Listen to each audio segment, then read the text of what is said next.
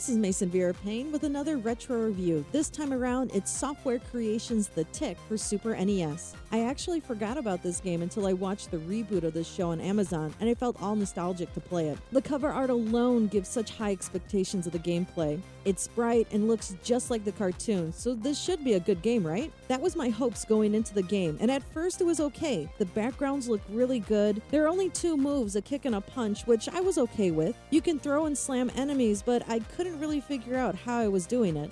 I was having a good time, but by stage 4 it was getting tedious, and turns out that this game has 16 stages, which doesn't sound bad at first until you realize that this game is taking too damn long, because each stage takes between 20 to 30 minutes, and if you didn't use any cheat codes, this could be longer. At certain points in the game, you'll get access to 4 different subplots, which are only available when you fall during areas where you jump from rooftop to rooftop. On the rooftops, there are objects being thrown at you to knock you down, so it can happen often. You can jump over or crouch down to avoid them, and I thought this was a really good area and found that the subplots were cool in their own right. However, when you respawn back to the rooftop, you need to jump or you'll glitch fall. I did this a few times before I realized what was happening, and I got really frustrated fast. Another thing that is frustrating about this game is there isn't a 2-player feature, which would have helped make the game feel shorter. There aren't many Game Genie cheats for this one. There's one-hit kill enemies, infinite Arthur calls, infinite health, and infinite lives.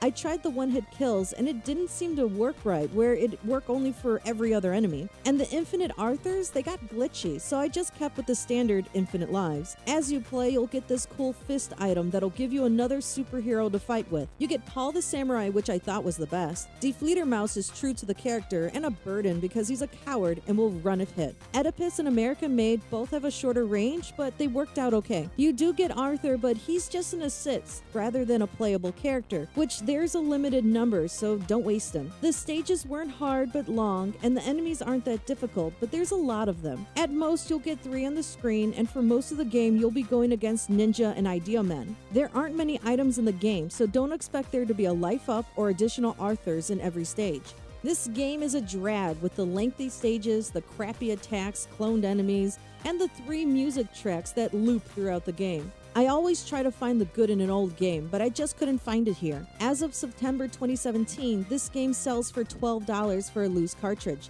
and man did I overpay.